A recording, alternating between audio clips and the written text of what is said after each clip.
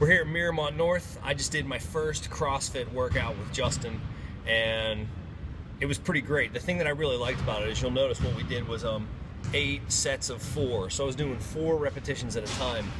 That feels really doable. Whenever somebody tells me I have to do something 4 times, I'm like, okay, no problem. So it was like we were through most of the workout before it started to really hurt. And yeah, it did start to really hurt for sure.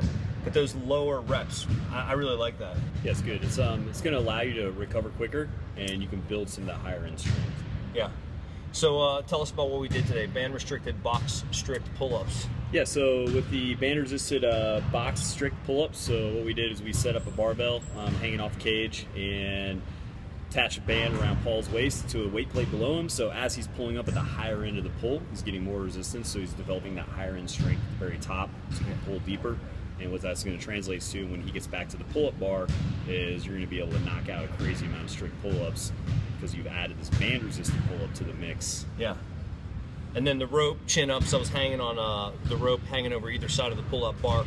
Really thick rope. It was hard on my grip.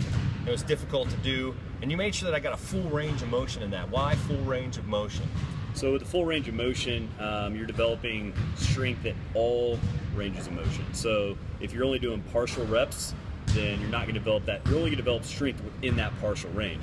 So if you're going to full lockout, pulling as deep as you possibly can, full lockout again, you're developing strength across that entire range of motion. So it's very important to pay attention to. Okay, and the band-resisted push-ups, another band-resisted workout, and it was horrible.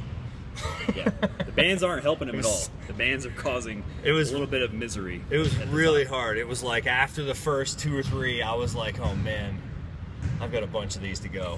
That was hard.